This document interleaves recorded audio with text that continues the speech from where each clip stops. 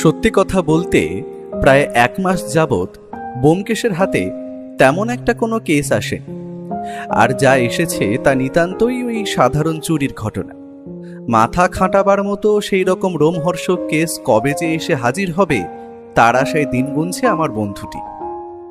আজ সকাল থেকেই দিনটা কেমন মেঘলা মেঘলা হয়ে আছে। বাইরে আকাশে সর্বদা ঘটে চলেছে কালো মেঘের ঘন ঘটা। বর্ষাকালটা এবার বেশ আগেই পড়ে গেছে কলকাতায়। এই তো সকাল সকাল এক পশলা বৃষ্টি হয়ে গেল বেশ। সত্যি এই বৃষ্টির দিনগুলো কি মায়াময়, যেন নিজেই নিজের পটভূমিকা রচনা করে চলেছে তারা। বর্ষার একটা সুবিধে আছে, তা হলো বেশি বাইরেও বেরোতে হয় না। অপরদিকে নিজে মনে সাহিত্য চর্চা করে চললে কাজটাও বেশ অলসভাবে এগিয়ে চলে। এই 2 দিন হলো প্রকাশককে আমার শেষ উপন্যাসটা দিয়ে এসেছি। এখন নিজের হাতেও তেমন একটা কাজ নেই, তাই অলসভাবে ব্যোমকেশের ঘরের দিকে এগিয়ে দেখি সে বহাল তবিয়তে খবরের কাগজের এ প্রান্ত থেকে অপর প্রান্তে অবস্থিত এক একটি খবর অত্যন্ত মনোযোগ দিয়ে পড়ছে। আমিও তার কাছে গিয়ে তাচ্ছিল্যের সুরে বললাম, কি হে ভায়া, তোমার মনের মধ্যে মাথা কাটাবার কোনো কেস পেলে নাকি? ঠাট্টা করছো হে? তা করো, তোমার কি? একই বর্ষাকাল, তার উপর সাহিত্য চর্চার জোয়ার মনের মধ্যে উপচে পড়েছে। তোমারই তো সময় হে বাপু। তা তোমার হিসাব কি বলছে হে? তিলোত্তমার সব চোর ছ্যাচোর আর খুনিরা কি সন্ন্যাসী হয়ে গেল? সেটা হলে তো আমার ঘরে ভাতের হাঁড়ি চলবে না হে ভায়া। সত্যি কথা বলতে আমার মনে একবার হলেও চাইছে যে একটা কঠিন কেস আসুক, যাতে অন্তত মাথা খাটাবার মতো খোরাক জুটে যায়।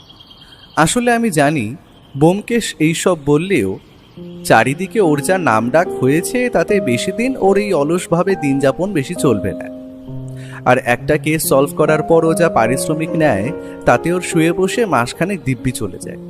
তবে এমন একটা কেস অদ্ভুতভাবে আমাদের সামনে অপ্রত্যাশিতভাবে এসে পড়বে তা আমরা কখনো স্বপ্নেও কল্পনা করতে পারিনি। সত্যি কথা বলতে কেসটা এতটাই জটিল আর অদ্ভুত তাতে কোনো সন্দেহ নেই।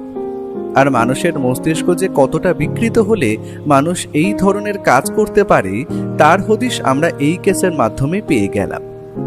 আমরা কথা বলছিলাম, হঠাৎ করেই এমন সময় ব্যোমকেশ বলে উঠল, চলবে ভায়া, একটু ইলিশ মাছ কিনে আনা যাক।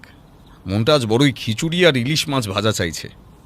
তুমিও চলো, তোমারও একটু হাঁটা হয়ে যাবে। ঘরে বসে খাচ্ছ দাচ্ছ আর অলস হয়ে যাচ্ছ তুমিও। কথাটা শেষ হওয়ার সাথে সাথেই ঘরে ঢুকলো স্বয়ং ব্যোমকেশের অর্ধাঙ্গিনী। শেষের কথাগুলো হয়তো বৌঠানের কানে গিয়েছিল, তাই সেও ওর দিকে কটমট করে তাকিয়ে বলল, হ্যাঁ ঠাকুরপো বসে বসে অলস হচ্ছে, আর তুমি কি করছো? সারাদিন চা দাও আর এটা করে দাও ওটা করে দাও করে আমার মাথাটা খাচ্ছ। একটু পর আবার একটা কিছু খাবার রান্না করার ফরমাশ করবে, তাই তো? সত্যি পদ্মা, তুমি আমায় কত বোঝো। আমি না বলতেই তুমি বুঝে গেলে। এটাই তো ভালোবাসা। ভালোবাসা না ছাতার মাথা। কি হুকুম করবে ঠিক করলে? এখন আপাতত খিচুড়ি আর ইলিশ মাছ ভাজা এতটাই ভাবনা হে বৌঠান। তোমায় বেশি কষ্ট কি আমরা দিতে পারি? হ্যাঁ, ইলিশ মাছ যখন আনছো ভাজা তো ঠিক আছে, তার সাথে আবার ইলিশের ভাপাটাও আদেশ হবে বুঝতে পারছি। তবে আমি এই আগে থেকে বলে দিলাম, বাজার থেকে কিন্তু আঁশ ছাড়িয়ে মাছ কেটে আনবে, না হলে কিন্তু কিচ্ছু হবে না। তথাস্তু বৌঠান, তাই হবে। ঠাকুরপো, তুমি কিন্তু দিন দিন খুব বেয়াক্কেলে হয়ে যাচ্ছ। ওর সাথে মিশে মিশে তোমারও এই দশা। আমার চেনার মধ্যে একটা ভালো পাত্রী আছে, বিয়েটা করেই নাও না হে বাপু। আমিও একটা সখী পাই, আর ঘরে রান্না বান্নার কাজে হাত লাগাবার জন্য তো একটা বন্ধু চাই না কি? এই তাড়াতাড়ি উঠে পড়ো, বাজারে যেতে হবে। এখানে যে আমায় বলি দেওয়ার চেষ্টা করতে হবে বুঝতে পারলে এখানে বসতাম না। এই বেশ ভালো আছি। আর বৌঠান, তুমি সর্ষে বাটা তৈরি করো, আমরা মাছটা কিনতে চললাম। আরে ওঠো হে ভায়া। ব্যোমকেশ দেখলাম হাসি হাসি মুখ নিয়ে অতি দ্রুত উঠে গিয়ে বাজারের ব্যাগটা কাঁধে নিয়ে বেরিয়ে যেতেই আমিও তার পিছু নিলাম। বৌঠানকে আসছি জানিয়ে বেরিয়ে পড়লাম বাজারের উদ্দেশ্যে। বৃষ্টি হোক বা যাই হোক, বুঝলে হে, মানুষের পকেটে যে ভালোই গরম তা বাজারের ভিড় দেখেই আন্দাজ করতে পারছো তো? আমিও মাথা নেড়ে সম্মতি জানালাম। শেষ অবধি 1200 টাকা কেজি দামের একটা ইলিশ পছন্দ করে সেটা কাটার হুকুম দিতে যাব, এমন সময় পেছন দিক থেকে একটা কণ্ঠ শুনতে পেলাম আমরা। ব্যোমকেশ, এই ব্যোমকেশ!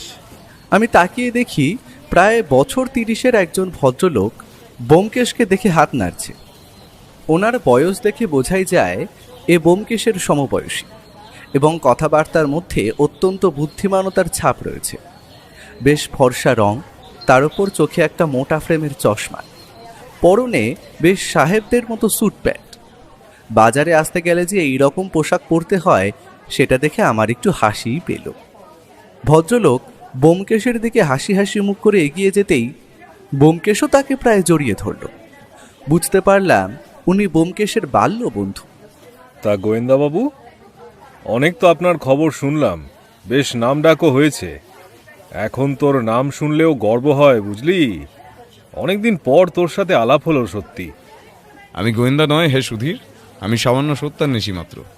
সত্যের অনুসন্ধানই আমার পেশা। সে যাই হোক, তুই তো বোম্বেতে থাকতি, কলকাতায় আবার কি মনে করে? তা এখানে এসেছি প্রায় 6-7 মাস হলো, আর এসেই বিয়ে করে নিয়েছি। এখন আপাতত এখানেই আছি। আয় না আমাদের বাড়ি একদিন, আমি আমন্ত্রণ জানাচ্ছি, তুই কালই আয়। দুইজন মিলে বেশ গল্পও হবে, কেমন? কেন নয়, অবশ্যই আসবো। এখন তো ফাঁকাই আছি, তবে বিয়ে যখন কলকাতায় করলো তখন বিয়েতে বলা কিন্তু তোর উচিত ছিল। বেশ তো ভুলে বসে আছিস। সবটাই এত তাড়াতাড়ি হলো কি বলি। আর ইনি অজিত বন্দ্যোপাধ্যায় না? আপনার লেখা আমি পড়েছি অনেকগুলোই। আপনিও কাল আসবেন কিন্তু ব্যোমকেশের সাথে। ব্যোমকেশ আর তার বিয়ে হওয়ার কথা জানালো না কেন বুঝতে পারলাম না। সে যাই হোক, ভদ্রলোকের সাথে আরও খানিকটা কথা বলে আমরা ফিরে আসলাম বাড়িতে। আর কথা দিলাম কাল ওনার বাড়ি যাব বিকেলে। দুপুরে খিচুড়ি, ইলিশ মাছ ভাজা আর সর্ষে ইলিশ দিয়ে খাবারটা জমে গেল বেশ। ব্যোমকেশকে এই বন্ধুটির ব্যাপারে জিজ্ঞেস করতেই সে জানালো, সুধীর আমার বাল্য বন্ধু আর স্কুলের সহপাঠী। সে স্কুলে থাকতেই অত্যন্ত ভালো ছবি আঁকত, পরে চিত্রশিল্পী হিসেবে বেশ নামডাক হয়েছে। বম্বেতেও ছিল কয়েক বছর এই পেশার খাতিরে।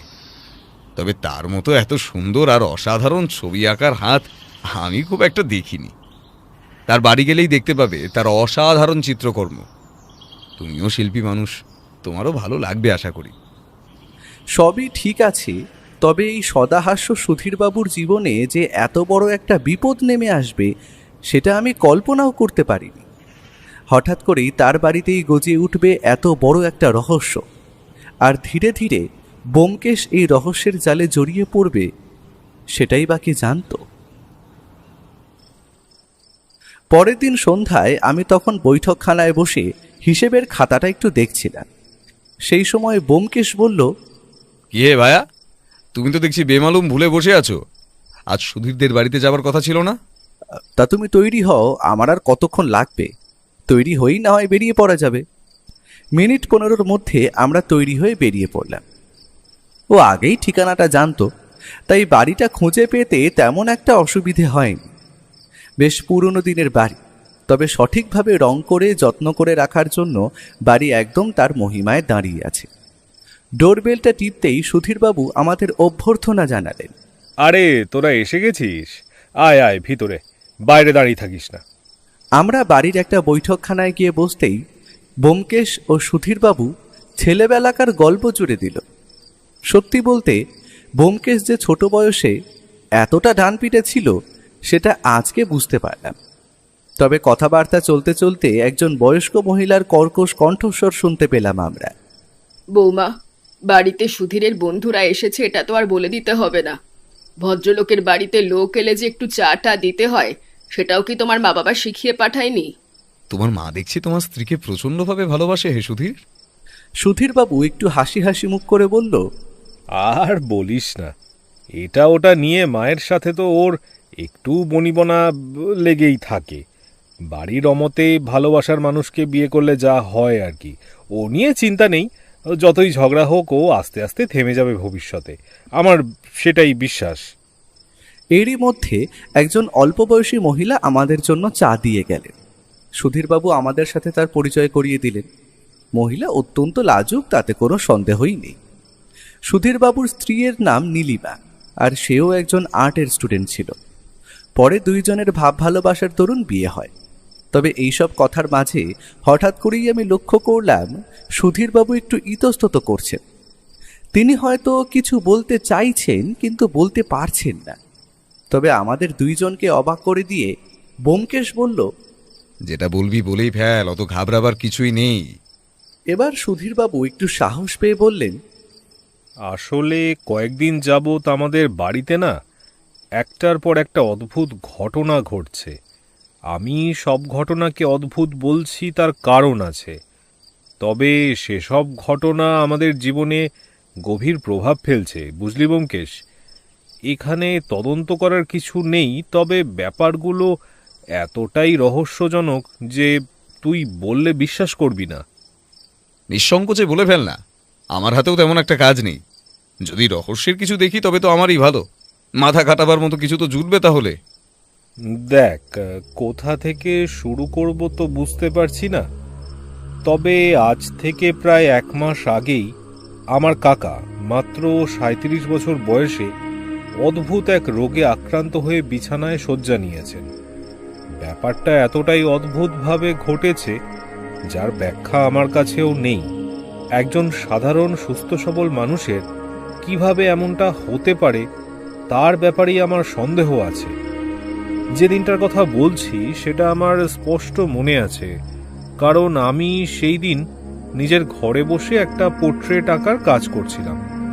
অপরদিকে আমার কাকার মেয়ে তখন নিজের কয়েকটা ছোট ছোট বাচ্চাদের পড়াতে ব্যস্ত ছিল। তখনই হঠাৎ কাকার গলায় একটা চিৎকার শুনে আমি প্রথমে ছুটে গিয়ে দেখি কাকা মাটিতে পড়ে অদ্ভুত রকম কাঁপছেন এবং ভয়ানক রকম অসুস্থ হয়ে পড়েছেন। শেষমেশ ডাক্তার রঞ্জন দাশগুপ্তকে দেখানোর পর তিনি এই রোগ সম্বন্ধে কোনোই আলোকপাত করতে পারেননি। তবে তিনি ওষুধ দেওয়ার পর ধীরে ধীরে কাকা সুস্থ হয়ে ওঠেন, তবে আগের মতো হাঁটা চলা করতে পারেন না। কাকা এখন নিজের ঘরে ঘরবন্দি, বিছানায় শুয়েই তার দিন কাটে এখন। তবে রহস্যটা হলো, কি এমন হলো সেই দিন যে কাকার এমন অদ্ভুত রকমের অসুখ হলো। অপরদিকে কিছুদিনের মধ্যেই আমাদের বাড়িতে পোষ্য একটি কুকুরছানার অদ্ভুত রকমভাবে মৃত্যু ঘটে। আসলে কুকুরটি কোনো বিলেতি জাতের কুকুর ছিল না, তাকে আমি রাস্তা থেকেই কুড়িয়ে এনেছিলাম। সে দিনকে দিন আমাদের বাড়িরই একজন সদস্য হয়ে উঠেছিল। তবে আজ থেকে প্রায় 2 সপ্তাহ আগে অদ্ভুতভাবে তারও মৃত্যু ঘটেছে। দ্বিতীয় রহস্যটাও একটু অদ্ভুত জানি, তোর কাছে এইসব খেলো মনে হলেও সবটা আমার মনে কেন জানি না দাগ কেটেছে প্রচুর। তোরা তো আমার বাড়িটা ঘুরে দেখলি, তবে অদ্ভুত কিছু কি লক্ষ্য করলি? আচ্ছা, সবটাই বুঝলাম, তবে প্রথমে জেনে রাখা উচিত তোর বাড়িতে এখন কে কে আছে। দেখ, বাড়িতে লোক বলতে আমি, আমার স্ত্রী, মা আছেন, আর বাবা মারা গেছেন 2 বছর হলো। অপরদিকে আমার কাকা, যিনি এখন অসুস্থ, আর তাকে সেবা করার জন্য একজন মেয়ে রেখেছি আমরা। আর অপরদিকে আমার কাকার মেয়ে তো আছেই, সে এই বাড়িতেই থাকে। লোকজন বলতে এই কয়জনই। আর আমার কুকুর ভেলো ছিল, বললাম যে মারা গেছে। ঠিক আছে, চল তোর কাকার সঙ্গে একবার কথা বলে আসি। রোগটা যে কতটা অদ্ভুত সেটা আমার জানা উচিত। তোর কথা শুনে নিজের কৌতূহল সংবরণ করে রাখা অসম্ভব। ঠিক আছে, চল দোতলায় কাকার ঘরে। তোদের ঘর তো নিচে, আর তোর আঁকার স্টুডিও এবং আঁকার সরঞ্জাম তো নিচে দেখলাম। ওপরে আর কে কে থাকে? সত্যি কথা বলতে কাকা এবং কাকার মেয়ে ছাড়া উপরের ঘরগুলিতে এখন আর কেউ থাকে না। তবে যে আয়া রাখা হয়েছে সেই মেয়েটি একটা ঘরে দিনের বেলা থাকে, তবে সন্ধ্যা হলে সে বাড়ি ফিরে যায়। তোর কাকার যেদিন এই অদ্ভুত অসুখটি ধরা পড়ল বা যেদিন বিপদটা ঘটেছিল সেদিন ঠিক কে কে বাড়ির কোথায় কোথায় কি করছিল মনে পড়ে? খুব মনে আছে। আমার মা আর স্ত্রী একসাথে রান্নাঘরে রান্না করছিল। অপরদিকে ওপরের ঘরে কাকার মেয়ে কয়েকজন ছেলে মেয়েকে পড়াচ্ছিল। তবে তো আমার হিসেব বলে তোর আগে কাকার চিৎকার শুনে তোর বোনের আগে সেখানে ছুটে যাওয়ার কথা, কিন্তু সেটা হয়নি কেন? আসলে ঘটনাটা এতটাই আকস্মিকভাবে ঘটেছে যে সেই সময় এই সব কথা মাথায় আসেনি। পরে জিজ্ঞেস করে জেনেছি আমার বোন রুমা ছোট বাচ্চাদের পড়াতে এতটাই ব্যস্ত ছিল যে সে তার বাবার চিৎকার শুনতে পায়নি। আর যখন সে ছুটে আসে তখন বুঝতে পারে যে বিপদ ঘটে গেছে। কথা বলতে বলতে আমরা প্রবেশ করলাম একটি বেশ সাজানো গোছানো ঘরের মধ্যে। ঘরটিতে দামি আসবাব আর ফুলদানির ছড়াছড়ি। অপরদিকে জানলা দিয়ে ঝুলছে লাল রঙের একটি মসলিনের পর্দা। আমরা বুঝলাম এই সুধীরবাবুর কাকা অত্যন্ত শৌখিন মানুষ ছিলেন। তবে ঘরে টেবিলের পাশে এখন স্তূপ হয়ে জমা আছে অনেকগুলো ওষুধের শিশি আর কাগজের প্রেসক্রিপশন। আর একটি পুরনো দিনের পালঙ্কের ওপর শুয়ে আছেন একজন ভদ্রলোক, যার হাত পা একটা চাদর দিয়ে ঢাকা। লোকটি যে চলাফেরা করতে পারে না সেটি আর বলে দিতে হয় না, কারণ আমরা এসেছি দেখে একজন আয়া এসে ওনার পাশে বসল। কথায় কথায় আগেই জেনেছি সুধীরবাবুর কাকার নাম তন্ময় চক্রবর্তী। আমরা ওনার দিকে হাত জোর করে নমস্কার জানালে ভদ্রলোক খালি নিজের মাথাটা নাড়লেন। বুঝলাম তিনি কথা বলতে পারেন না, যতটা হয় ইশারায় বুঝিয়ে দেন। সে অদ্ভুত রোগে তিনি আক্রান্ত হয়েছেন, হয়তো সেই রোগ ওনাকে প্যারালাইসিস করে দিয়েছে। ব্যোমকেশ ঘরটা ঘুরে ঘুরে দেখে তারপর বেডসাইড টেবিলটার কাছে এসে থামল। সেখানে সে প্রতিটা ঔষধ পুঙ্খানুপুঙ্খভাবে হাতে তুলে দেখল, তার ওষুধের প্রেসক্রিপশনটাও পড়ল। বলল, ডাক্তার রঞ্জনবাবুকে তোরা কেমনভাবে চিনিস? মানে উনি কি আগে থেকেই তোদের পরিবারের চিকিৎসা করতো? না, তেমনটা নয়। আসলে ডাক্তারবাবু ছিলেন আমার কাকার এক খুব ভালো বন্ধু।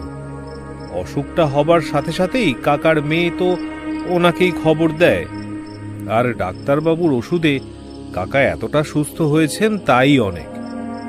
ঠিক আছে বন্ধু, আমি যতটা বুঝতে পারলাম এখানে রহস্যের কিছু গন্ধ নেই। তবে পরে যদি কোনো ঘটনা ঘটে আমায় জানাতে কিন্তু ভুলবি না। আজ তবে উঠি কেমন? আর সস্ত্রীক আমার বাড়িতে তোর নেমন্তন্ন রইল, আসতে কিন্তু তোকে হবেই, মনে থাকে যেন। ঠিক আছে? সুধীরবাবু আমাদের এগিয়ে দিলেন বাড়ির বাইরে অবধি। তবে ঘটনা যে এত তাড়াতাড়ি ঘটে যাবে তা আমরা স্বপ্নেও কল্পনা করতে পারিনি। আর এই ঘটনা হঠাৎ করেই আমাদের এতটা ভেঙে ফেলবে তার জন্য আমরা প্রস্তুত ছিলাম না। পরের দিন সকালে ঘুম থেকে উঠেই যখন আমি আর ব্যোমকেশ মিলে সুধীরবাবুর কাকার সেই অদ্ভুত রোগ সম্বন্ধে আলোচনা করছি, সেই সময় বৈঠকখানায় টেলিফোনটা বেজে উঠল। স্বভাবতই ব্যোমকেশ অপেক্ষা না করে তাড়াতাড়ি রিসিভারটা তোলার সাথে সাথেই তার মুখের রং আমি যেন পাল্টে যেতে দেখলাম। যখন সে টেলিফোনটা রাখল, সে অত্যন্ত নিচু গলায় বলল, তৈরি হও বন্ধু, সুধীরের স্ত্রী মারা গেছে। কথাটা শোনা মাত্র আমি যেন আঁতকে উঠলাম। এই তো কালকে আমরা তাকে একদম সঠিক দেখে এলাম, ওনার সাথে কথাও বললাম, আর ওনার হাতের চাও তো খেলাম। তাহলে এটা কি করে সম্ভব? এই তুমি কি বলছো? সবটাই সত্যি। সুধীর ভেঙে পড়েছে অনেকটাই। আমাদের ওর পাশে থাকা উচিত। ছেলেটার এই বয়সে স্ত্রী বিয়োগ সত্যি মেনে নেওয়া যায় না। আমার মন বলছে ওই বাড়িতে কিছু সত্যিই রহস্যজনক ঘটছে, না হলে পরপর এতগুলো বিপদ। তোমার সঠিকভাবে তদন্ত করা উচিত। হয়তো এইসবের পেছনে লুকিয়ে আছে গভীর কোনো ষড়যন্ত্র আর অপরাজেয় মায়াজাল। এখানে আর সময় নষ্ট করা ঠিক হবে না। চলো, তৈরি হয়ে নাও। পুলিশ আগেই পৌঁছে গেছে, তবে আশা করা যায় ওরা বডি পোস্টমর্টমের জন্য নিয়ে যাবে। আমরা যখন সুধীরবাবুর বাড়িতে পৌঁছলাম, বাড়িতে তখন শোকের ছায়া নেমে এসেছে। সুধীরবাবুর মনের কথা আন্দাজ করে আর বেশি বিরক্ত করলাম না। আমরা ভিতরে প্রবেশ করার সাথে সাথেই সুধীরবাবু বললেন, ব্যোমকেশ, ব্যোমকেশ, দেখ আমার কি হয়ে গেল। হঠাৎ করেই এমনটা কেমনভাবে ঘটলো কিছুই বুঝতে পারছি না। আমি বাকি জীবনটা কি নিয়ে থাকবো তুই বল? সুধীর, তুই শান্ত হ। যেখানে ব্যাপারটা ঘটেছে সেখানে আমাদের নিয়ে চল। পুলিশ তো নিজেদের মতো তদন্ত শুরু করে দিয়েছে। আশা করি তারা কি বলছে। তাদের পরীক্ষা অনুযায়ী হৃদযন্ত্র বিকল হয়ে মৃত্যু ঘটেছে ওর। তবে পুলিশ পরীক্ষার জন্য বডি পোস্টমর্টেমে নিয়ে যাবে। আমরা আর দেরি না করে বাড়ির প্রতিটা কোণা কোণা পুঙ্খানুপুঙ্খভাবে দেখলাম। ব্যোমকেশ সুধীরবাবুর ঘরটা ভালোভাবেই ঘুরে দেখল। তারপর সে কেন জানি না সুধীরবাবুর কাকার ঘরটা একটু মন দিয়ে লক্ষ্য করল। ইন্সপেক্টর পাণ্ডেবাবু এই কেসটার দায়িত্ব নিয়েছেন, তাই সেই দিনের মতো ওনাকে ব্যোমকেশ পোস্টমর্টেমের রিপোর্ট বেরোলে সেটা জানাতে বললেন। ঘরে ফিরে আমি প্রথমে ওকে জিজ্ঞেস করলাম, একটা সত্যি কথা বলো তো, তোমার কি মনে হচ্ছে এটা সাধারণ মৃত্যু, না এর পেছনে বাড়িরই কারো হাত আছে? কি স্বার্থ থাকতে পারে যে এই কম বয়সী মেয়েটিকে কেউ হত্যা করবে? তোমার কি মনে হয় বলো তো? সবটাই এখন ধোঁয়াশা অজিত। পোস্টমর্টম রিপোর্ট না পেলে কিছুই বলা অসম্ভব। তবে কেন জানি না আমার মন বলছে কিছু একটা গলদ ঘটছে, শুধু আমরা বুঝতে পারছি না।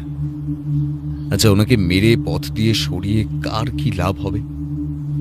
ওনার যে শাশুড়ির সঙ্গে একটু সাপে নেউলে সম্পর্ক ছিল তা আমরা টের পেয়েছিলাম। আর মহিলা যদি সুধীরকে নিজের পছন্দের মেয়ের সঙ্গে বিয়ে দিতে চান তবে হতে পারে। কাকার মেয়েও যে নিজের নতুন বৌদিকে ভালো চোখে দেখতো না সেটা আমি আগেই বুঝতে পেরেছিলাম। আর বাইরে দিয়ে কেউ যদি এসে কাজটা ঘটায়, ওনার খাবার বা আসবাবপত্রে কোনো বিষ প্রয়োগ করে, কোনো সম্ভাবনা কি উড়িয়ে দেওয়া চলে না বন্ধু? এখন আমাদের আসল করণীয় কি? আমি শেষবার বাড়ির সবাইকে যখন জেরা করলাম তখন কিন্তু একটা অদ্ভুত ব্যাপার সামনে আসে। সকালে নাকি বাড়ির সবাই ব্রেকফাস্ট করেছিল, তার মানে বিষ যদি তার মাধ্যমে প্রবেশ করে থাকে। অপরদিকে একটা চাঞ্চল্যকর তথ্য আবিষ্কার করি, যেদিন বাড়িতে সুধীরবাবুর কাকার অসুখ করে সেই দিন তার কিছুক্ষণ আগে নাকি তিনি এক কাপ চা খেয়েছিলেন। সবটাই যেন ধোঁয়া ধোঁয়া। তবে আমরা এখন একটা কাজ করতে পারি, সেটা হলো ডাক্তার রঞ্জনবাবুর সঙ্গে দেখা করে আসতে পারি। আর সেটা কিভাবে সম্ভব? ওনার ঠিকানা বা ফোন নাম্বার কিচ্ছুই তো জানি না আমরা। কথাটা শেষ হওয়ার আগেই ব্যোমকেশ উঠে গিয়ে টেলিফোনটা তুলে নিল।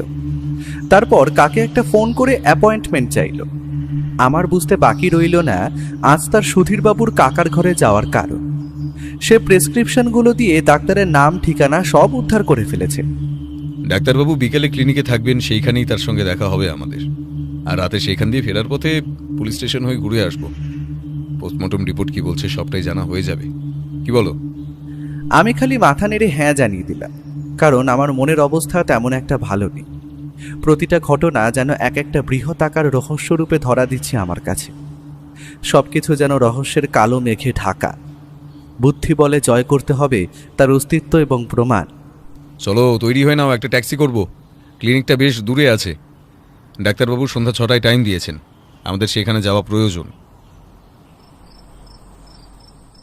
ট্যাক্সি নিয়ে সন্ধ্যাবেলা যখন ডাক্তার রঞ্জনের ক্লিনিকের সামনে পৌঁছলাম তখন বুঝতে পারলাম এই ডাক্তারের পসার বেশ ভালো। তখনও কিছু রোগী দাঁড়িয়ে আছে। ব্যোমকেশ খবর পাঠাতেই আমাদের বসতে বলা হলো। প্রায় 10 মিনিট পর আমাদের ডাক পড়ল ভিতরে। ডাক্তারবাবু আমাদের দেখা মাত্র নমস্কার করে অভ্যর্থনা জানালেন। আসুন আসুন ব্যোমকেশ বাবু, আসুন। কি সৌভাগ্য আমার, স্বনামধন্য সত্যান্বেষী আমার ক্লিনিকে। বলুন কিভাবে আপনাকে সাহায্য করতে পারি। সুধীর চক্রবর্তী আমার বাল্যকালের বন্ধু। আমি অনেকদিন থেকেই ওদের পরিবারের সঙ্গে যুক্ত। তবে আজ সকালে যেটা ঘটলো সেটা ভাবনারও অতীত। Very sad. আমার কাছেও নিউজটা এসেছে, তবে শুনলাম নাকি সেটা হার্ট অ্যাটাকের কেস। তবে আপনার সেখানে আগমন বুঝতে পারলাম না ঠিক। ওটা সাধারণ রিপোর্ট বলছে ডাক্তারবাবু। পোস্টমর্টম রিপোর্ট আসুক, তখন সত্যিটা জানা যাবে। তবে আপনি আমায় এটা বলুন তো, সুধীরের সম্পর্কে আপনি কতটা জানেন? মানে আপনি অনেক দিন থেকেই ওদের পরিবারের চিকিৎসা করছেন আর খুব কাছ থেকেই সবাইকে দেখেছেন আর কি। সত্যি কথা বলতে আমি যা বুঝেছিলাম, সুধীরের এই বিবাহযুক্ত সম্পর্ক ওর মা মেনে নেননি। শাশুড়ি বৌমার মধ্যে মাঝে মাঝেই বাকবিতণ্ডা লেগেই থাকতো। অপরদিকে ওদের পরিবারের সম্পত্তির পরিমাণ নেহাত কম নয়। আর সব থেকে আশ্চর্যের কথা হলো এই সম্পত্তি পুরোটাই সুধীরের মায়ের নামে। কারণ এই সব সম্পত্তি পুরোটাই সুধীরের মায়ের বাড়ির দিক থেকে। তবে সুধীর যেহেতু ওনার কথা না শুনে অন্য জাতের মেয়েকে ভালোবেসে বিয়ে করেছিল, তাই তিনি ওকে উইল করে সম্পত্তি দেবে না জানিয়ে দিয়েছিলেন। সব সম্পত্তি নাকি ওর কাকার মেয়েকে লিখে দেবেন বলেছিলেন ওই মহিলা। এর বেশি কিছু আমি জানি না ভেতরকার খবর। আপনি কি বাড়ির কাউকে সন্দেহ করছেন? সেটা আর কিছু আমি ধরতে পারিনি ডাক্তারবাবু। তবে আরেকটা কথা, সুধীরের কাকার রোগটা সম্পর্কে একটু যদি বলেন। রোগটা সত্যি কথা অভূতপূর্ব। কারণ প্রায় 1 কোটি লোকের মধ্যে একজনের এরকম কিছু হতে পারে। বিদেশে একে প্যারালাইসিস সিনড্রোমও বলা হয়। এই ক্ষেত্রে হঠাৎ কোনো কারণে শরীরের সমস্ত অঙ্গ কাজ করা বন্ধ করে প্যারালাইসিস হয়ে যায়। মানুষের শুধু মাথা বেঁচে থাকে আর শরীরটা পুরো পঙ্গু হয়ে যায়। আমি ওষুধ দিয়ে যতদিন হয় বাঁচিয়ে রাখার চেষ্টা করছি আর কি। সত্যি কথা বলতে এই বিচিত্র রোগের কোনো সমাধান নেই। তাই ডাক্তারবাবু, আপনার হাতের ঘড়িটা রোলেক্স মনে হচ্ছে। খুব লিমিটেড এডিশনের ওয়াচ। আমিও ঘড়ি ভক্ত। এটার দাম যে অনেক, আপনার চয়েস আছে বলতে হবে। ও, এটা আসলে আমার ঘড়ি জমাবার একটা শখ আছে, এটা তার মধ্যে একটা। ধন্যবাদ ডাক্তারবাবু, আজ উঠি কেমন? পরে আবার দেখা হবে, আশা করি খুব শিগগিরই। শেষের কথাটা ব্যোমকেশ কেন বলল তা আমি ঠাউর করতে পারলাম না। কি তথ্য পেল সে ডাক্তারবাবুর থেকে? আমার তো কিছুই মাথায় ঢুকছিল না। আমি তাকে কথাটা জিজ্ঞেস করায় সে বলল, কলকাতার মতো শহরে ডাক্তারি করে রোলেক্স কেনার মতো ক্ষমতা যে ডাক্তারের আছে তার সঙ্গে দেখা হবে না কেন ভাইয়া? ও কথাটা হাসতে হাসতে বলেছিল বটে, তবে কেন যে সেটার মধ্যে অন্য কোনো ইঙ্গিত লুকিয়েছিল সেটা বুঝতে পারলাম না। সেই দিন ফেরার পথে পুলিশ স্টেশনে গিয়ে পোস্টমর্টেম রিপোর্ট দেখে আমরা তো অবাক, কারণ সেই রিপোর্টে এই মৃত্যুকে স্বাভাবিক বলা হয়েছে। শরীরে কোনো অন্য বিষজাতীয় কিছু উদ্ধার হয়নি। তবে কি তদন্ত এখানেই শেষ? সেই দিনের মতো আর তেমন কিছু উল্লেখযোগ্য ঘটনা কিছু ঘটে। তবে পরের দিন সকাল থেকেই ব্যোমকেশকে একদম অন্যরকম মানুষ হিসেবে আবিষ্কার করলেন। এই অবস্থা আমি জানি। আসলে তদন্তের মধ্যে যখন ধীরে ধীরে নিজেকে প্রবেশ করায় তখন সে সাধারণ বাইরে দিয়ে লাগলেও তার মনের আর মস্তিষ্কের মধ্যে চলে গভীর টানাপোড়েনের খেলা। ও সেই সময় কারোর সাথে কথা বলে না, নিমেষেই শেষ হতে থাকে একটার পর একটা সিগারেট। তবে রহস্যের সমাধান আমার এই মাথার দানা না হলেও আমার বন্ধুর মস্তিষ্ক তখন হয়তো আবিষ্কার করে ফেলেছে অনেক অজানা কথা। আসলে ওর দৃষ্টিশক্তি আর অদ্ভুত এই ক্ষমতাটার জন্যই হয়তো সে এমন। মাঝে মধ্যেই মনে হয় ওর এই সত্যান্বেষী নামটা যথার্থই সার্থক। তবে আমার মাথায় এটা ঢুকছে না যে সে কি ভাবছে। কখনো কখনো তো নিজের কৌতূহল সংবরণ করাও হয়ে ওঠে দুষ্কর, তবুও নিজেকে সামলে নিতে হয়, কারণ এই সময় ওকে বিরক্ত করা সে একদমই পছন্দ করে না। তবে কেন জানি না সেই দিন সকাল 10টা নাগাদ সে নিজের পাঞ্জাবিটা ছড়িয়ে কোথায় চলে গেল আমায় না নিয়ে, সেটা আমি জানতে পারলাম না। যখন সে ফিরল তখন বেলা দুপুর 2টোর কাছাকাছি। কোথায় গিয়েছিলে? কেসটার ব্যাপারে নতুন কিছু জানতে পারলে? জানতে পেরেছি বন্ধু, তবে সেটা প্রকাশ পাওয়ার সময় এখনো আসেনি। তবে সুধীরের বাড়ির সম্পত্তি অথবা সুধীরের সম্পর্কের জন্যই এই খুনটা হয়েছে। এ কি বলছো তুমি? এটা খুন? কাল রাত অবধিও তো পোস্টমর্টেম রিপোর্ট যে বলছে। সবটাই ঠিক, তবে কেন এটা খুন সবটারই প্রমাণ আমার হাতে ধরা পড়েছে। খালি হাঁড়ি হাটে ভাঙার অপেক্ষা। তবে এখন একটা জিনিস নিয়ে একটু খটকা আছে, সেটা একটা পরীক্ষার মাধ্যমে বুঝতে পারবো আমার অনুমান সঠিক কিনা, আর তুমি তাতে আমায় সাহায্য করবে। কি পারবে তো হে ভাইয়া? বলেই দেখো না, তোমায় কোনোদিন না করেছি নাকি? তবে করতে কি হবে? বোম মারতে হবে বন্ধু, বোম। পারবে তো? এই তুমি মজা করছো না তো? মজা আর আমি? আমার হাতে এটা কি দেখছো তো? এটা জ্বালিয়ে ছুড়ে দিতে হবে তোমায়। কি মনে থাকবে তো? তার মানে? এটা যেটা দেখছো এটাকে বলে স্মোক বোম। একটা জোগাড় করেছি পুলিশের থেকে। এটাই আমাদের পরীক্ষায় 1000 গুণ কাজে দেবে। পারবে তো হে কাজটা করতে? না হলে আমি অন্য কাউকে বলবো। দেখো, এইসব কাজ করতে অভিজ্ঞ একজনের দরকার হয়। আমি যদি কাজটা করতে না পারি? কালী পুজোয় ছোটবেলায় বোমা ফাটাওনি? এটা সেই জিনিসই, খালি সলতের পেছনে আগুন দিয়ে ছুড়ে দিতে হবে ঘরের মধ্যে, আর চিৎকার করতে হবে আগুন আগুন বলে। ব্যাস, তাতেই খেলা জমবে। তো অপকর্মটা কোথায় করতে হবে? আর আমি কোথায় থাকবো এই কাজটা করার সময়? কাজটা করতে হবে সুধীরের বাড়ির নিচে। আর তোমার কাজ হলো আমি একটা ইশারা করার সঙ্গে সঙ্গেই জিনিসটা ছুটতে হবে দোতলার ঘরে জানালা দিয়ে। ব্যাপারটা আমার জন্য সত্যিই অদ্ভুত। ব্যোমকেশ কি করতে চাইছে? আজই কি রহস্যের অবসান ঘটবে? এইসবের কারণ কি? কেসটার সমাধান মোটামুটি হয়ে গেছে নাকি?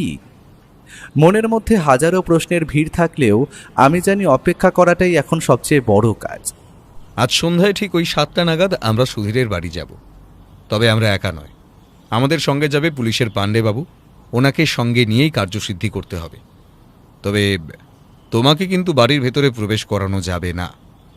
তোমায় আমরা পাঁচিলের পেছন দিক থেকে বাড়ির ভেতরে প্রবেশ করিয়ে দেব। তুমি সেখানে একটা ঝোপের আড়ালে অপেক্ষা করবে।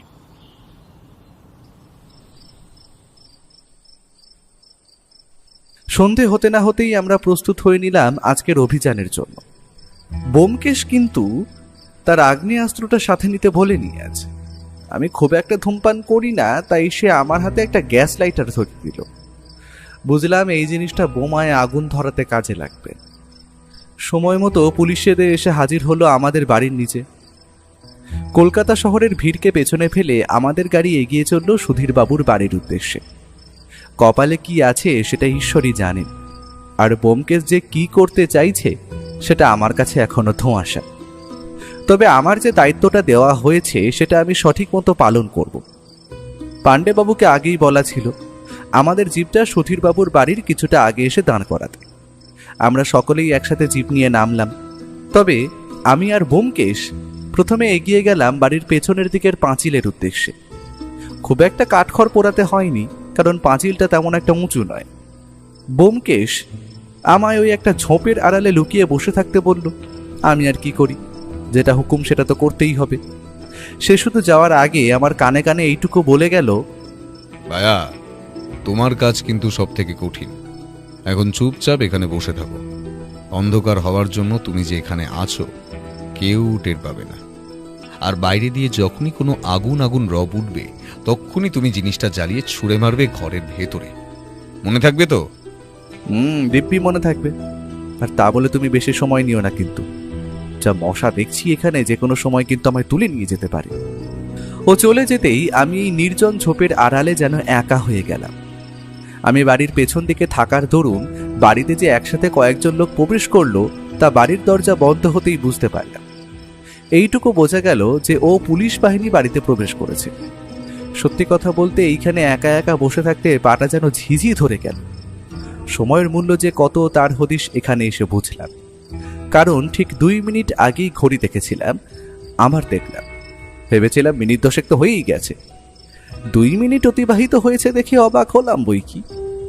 এখানে থাকাকালীন নির্জন পরিবেশে সময় যেন কাটতেই চায় না। এক একটা মিনিট যেন এক একটা ঘন্টার সমান। আমি আমার সামনে বাড়ির দিকের যে জানলার কাছে আছি, এটা যে সুধীরের কাকার ঘর তাতে আমার কোনো সন্দেহই নেই। এমন সময় ঘরটায় কিছু মানুষের উত্তেজিত কথা বলার শব্দ শুনতে পেলাম। আমি বুঝলাম ও ওপরে প্রবেশ করেছে। হাতে অস্ত্রটা তৈরি ছিল, সলতেটা এবার বার করে প্রস্তুত করে নিলাম। আমি লাইটারটা দ্রুত গতিতে পকেট দিয়ে বার করব, ঠিক এমন সময় বাইরে রাস্তায় কয়েকজন মানুষের উত্তেজিত কণ্ঠস্বর শোনা গেল। তারা যেন প্রচণ্ড ভয়ে আগুন আগুন করে চিৎকার করছে। কথাটা শোনা মাত্রই আমি এক মুহূর্ত বিলম্ব না করে বোমার সলতেটায় আগুন জ্বালিয়ে দিলাম। তারপর শরীরে যত জোর ছিল সেটা দিয়ে জিনিসটা ছুঁড়ে মারলাম জানলা দিয়ে। আমার টিপ অব্যর্থ গতিতে প্রবেশ করলো জানলা দিয়ে। সঙ্গে সঙ্গে আমিও আগুন আগুন চিৎকার করতে করতে বাড়ির ভেতরের দিকে দৌড়ে চললাম। বাড়ির সদর দরজা খোলাই ছিল, তাই প্রবেশ করতে কোনো অসুবিধেই হয়। তবে আমি প্রবেশ করার সাথে সাথেই দেখতে পাই একটা অদ্ভুত জিনিস। ওপরের ঘরের প্রতিটা পুলিশ আর ব্যোমকেশ এবং সাথে সুধীরবাবু দৌড়ে নিচে চলে আসছে। আর সব থেকে আশ্চর্যের বিষয় হলো, যে জিনিসটা আমি দেখলাম তার জন্য মোটেই প্রস্তুত ছিলাম না। এ যে খোদ সুধীরবাবুর নিজের কাকা, তিনি না অসুস্থ। পুরো শরীর যার অচল, সে দিব্যি সিঁড়ি ভেঙে নিচে নেমে আসছে। ব্যাপারটা সকলেরই চোখে পড়েছে। আর পুরো উপরতলার ঘর দিয়ে বেরিয়ে আসছে অজস্র ধোঁয়া। আমি বুঝলাম স্মোক বোম নিজের সঠিক কাজ করে ফেলেছে। তবে সুধীরবাবুর কাকার এই রকম অবস্থা দেখে সবাই হতবাক হয়ে গেছে। আমরা ভেতরে প্রবেশ করতে দেখে আমার কাঁধে চাপড় মেরেও বলল, সাবাস বন্ধু, এতদিনে তুমি আমার সঠিক সহকারী হয়ে উঠতে পেরেছ। I am so proud of you. এনে সুধীর, তোর বাড়ির অকেজো অসুস্থ আসামি আজ আগুনের তারা খেয়ে দৌড়ে সিঁড়ি বেয়ে একেবারে নিচে নেমে এসেছে। তবে এই প্রথমবার আমরা শুনতে পেলাম সেই সুধীরবাবুর কাকার কণ্ঠস্বর। তিনি তীব্র আক্রোশের সাথে এর আগে ফুঁসতে ফুঁসতে বললেন, এই সব ষড়যন্ত্র, কঠিন ষড়যন্ত্র আমাকে ফাঁসানোর জন্য। ডাক্তার রঞ্জনের ওষুধের গুণ এটা। আমি দীর্ঘ 1 মাস তার সুচিকিৎসায় ছিলাম। এই রোগ সেরে যাওয়া তারই নজির। আপনার চিন্তা নেই কাকাবাবু, ডাক্তারবাবু এলেন বলে পুলিশ তাকেও অ্যারেস্ট করতে গেছে। তারপর না হয় আপনাদের সব রামায়ণ মহাভারত সবার সামনে আনা যাবে। ঠিক আছে তো? এটা কি হচ্ছে ব্যোমকেশ? আমি তো কিছুই বুঝতে পারছি না। আমার স্ত্রীর খুনের পেছনে এনাদের কোনো হাত আছে নাকি? একটু ধৈর্য ধরো বন্ধু, সবটা উদ্ধার হবে। তবে আগে সবাইকে আসতে দে। ডাক্তারবাবুরও আমাদের দরকার আছে। তিনিও যে... কথাটা বলে একটু মৃদু হাসি হাসল ব্যোমকেশ। এই হাসি আমি চিনি। এটা যে যুদ্ধ জয়ের হাসি তার বলে দিতে হয় না। আমার বন্ধুর সমস্ত তদন্তের জট ছাড়ানো হয়ে গেছে, এখন শুধু সত্যটা সামনে আসার পালা। আর হ্যাঁ, এই ঘর দিয়ে পালাবার চেষ্টা করবেন না, সেটা যদিও অসম্ভব, তবুও বলছি বাইরে পুলিশ কিন্তু পাহারায় আছে, আর আমার পকেটে থাকা এই অস্ত্রটাও আছে, সুতরাং বাড়াবাড়ি চলবে না। সবাই চুপ করে বসে পড়ুন। আরে ডাক্তার রঞ্জন বাবু যে, আসুন আসুন আসুন আসুন। দেখুন আপনার ওষুধের কি ক্ষমতা, আপনার রোগী যে বিছানা ছেড়ে শটান ছোটাছুটি শুরু করে দিয়েছে। হ্যাঁ সত্যি আপনার ওষুধ অব্যর্থ। এবার হিয়ালি ছেড়ে সবটা খুলে বলো তো। আর মন অপেক্ষা করতে পারছে না, আমাদের সমস্ত প্রশ্নের উত্তর দাও। আমার কথাটা শেষ হওয়ার সাথে সাথেই ও পকেট থেকে ওর পছন্দের সিগারেটের বাক্স থেকে একটা চারমিনার বার করলো। তারপর সেটায় আগুন জ্বালিয়ে একটা বড় শুকটান দিয়ে বলা শুরু করলো। ঘটনাটা এতটাই অদ্ভুত যে সেটি বলতে আমার বুক কাঁপছে এখনো। আসলে আমার নিজের ছেলেবেলাকার বন্ধু সুধীরের সঙ্গে এমন ঘটেছে সেটি ভাবনারও অতীত। এখানে প্রথমেই জানিয়ে রাখি একটা অদ্ভুত তথ্য, যার পরে দরকার লাগবে। আসলে এই সমস্ত যে বাড়ি আর টাকা দেখছেন, সমস্তটাই সুধীরের মায়ের, আর এটা পুরোটাই ওনার বাপের বাড়ির সম্পত্তি, আর তিনি এখনো সেই সম্পত্তির মালকিন। তবে যবে সুধীর বম্বে থেকে ফিরে এসে নিজের পরিবারের রমতে গিয়ে ভালোবেসে বিয়ে করে, তখন সুধীরের মা প্রচণ্ড পরিমাণে রেগে যান। তবে পরে ছেলের জোরাজুরিতে তিনি মেয়েটিকে মেনেও নেন এবং বাড়িতে নিয়ে আসেন। এর মধ্যে বহুবার শাশুড়ি বৌমার মতো কলহ বিবাদ লেগেই থাকত, আর তার প্রমাণ আমরা এই বাড়িতে এসে পেয়েছি। তবে সুধীরের মা তখন রাগের বশে একটা বড় সিদ্ধান্ত নেন যে তিনি তার ছেলেকে এই সম্পত্তি দেবেন না, আর তিনি উইল করেন। উইলে লেখা ছিল ওনার অবর্তমানে সম্পত্তির সবটাই সামলাবেন সুধীরের কাকা। তাতে কোনো তো আপত্তি ছিল না। এখানে আমার প্রথম সন্দেহ যায় সুধীরের মা ওরফে মালিনী দেবীর উপর। তিনি তার বৌমাকে শেষ করে দেননি তো? তবে পরে আমার সন্দেহ পাল্টে যায়। তবে খুনটা কে করেছে আর কিভাবে হয়েছে খুনটা সবটা খুলে বল। আমার যা ক্ষতি হবার তা তো হয়েই গেছে। আসছি, তবে প্রথমে এই বাড়িতে ঘটা পরপর দুটো রহস্যময় ঘটনাগুলোর আগে রহস্য পুনরুদ্ধার করি। আপনি কিভাবে জানবেন সেটা ব্যোমকেশ বাবু? আপনি তো আর অন্তর্যামী নন। হ্যাঁ, আমি সেটা নই বটে, তবে আপনার বাল্যবন্ধু ডাক্তার রঞ্জন কিন্তু আপনাকে বেশ ভালোভাবেই সাহায্য করেছিল, কারণ তিনিই তো আপনাকে ওই রাসায়নিক পদার্থটার ব্যাপারে জানায় এবং ওষুধের শিশিতে ভরে আপনাকে দিয়ে যান, তাই না ডাক্তারবাবু? আমি আর পুলিশ পরীক্ষা করে দেখেছি, লাল রঙের কৌটোগুলোয় ওষুধ নেই, তার বদলে অবস্থান করছে তীব্র রাসায়নিক পদার্থ, যেটা স্লো পয়জন বলা চলে। এই রাসায়নিক এতটাই অদ্ভুত যে যার শরীরে সেটা প্রবেশ করবে তার হৃদযন্ত্র বিকল হয়ে মৃত্যু ঘটবে, কারণ রাসায়নিকটি শরীরে উচ্চ রক্তচাপ বৃদ্ধি করে দেয় আর শ্বাস বন্ধ হয়ে মৃত্যু ঘটে মানুষের।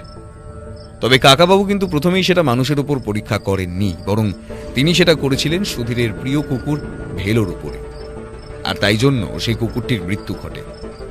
কুকুরের মৃত্যু সবাই সাধারণ বলেই মনে করে, কিন্তু কাকাবাবুর উদ্দেশ্য কি ছিল জানেন আপনারা? কি ছিল? খুব সহজ। কাকাবাবু চাইছিলেন যে এই উইলের যেন আর বদল না ঘটে। তিনি সেই সম্পত্তির ভাগ পুরোটা নিজে পেতে চেয়েছিলেন, এবং তারপর সেই সম্পত্তির ভাগ পেতেন ওনার মেয়ে। তাই দরকার হয়ে পড়ে সুধীরের স্ত্রীকে হত্যা করার, কারণ হয়তো 1 বছর পর তার স্ত্রী নিশ্চিত সন্তানের জন্ম দেবে, আর সেই সন্তানের মুখ দেখে যদি মালিনী দেবীর মন গলে যায় এবং তিনি মত পাল্টে উইল বদল করেন। তাই প্রথম পথের কাঁটা সুধীরের বউকে রাস্তা দিয়ে সরিয়ে দিতে তিনি তার চায়ে সেই রাসায়নিক প্রয়োগ করেন। তবে এখানে একটা অদ্ভুত ব্যাপার ঘটে। যে চায় তিনি ওষুধ মিশিয়ে বৌমাকে খেতে বলেছিলেন, সেই দিন মালিনী দেবী কোনো কারণে সেই চা কাকাবাবুর ঘরেই গিয়ে দিয়ে আসেন। ভদ্রলোক সেই রাসায়নিক পদার্থ মেশানো চা কয়েক চুমুক দিয়ে ব্যাপারটা বুঝতে পারেন আর ভয়ে চিৎকার করে ওঠেন।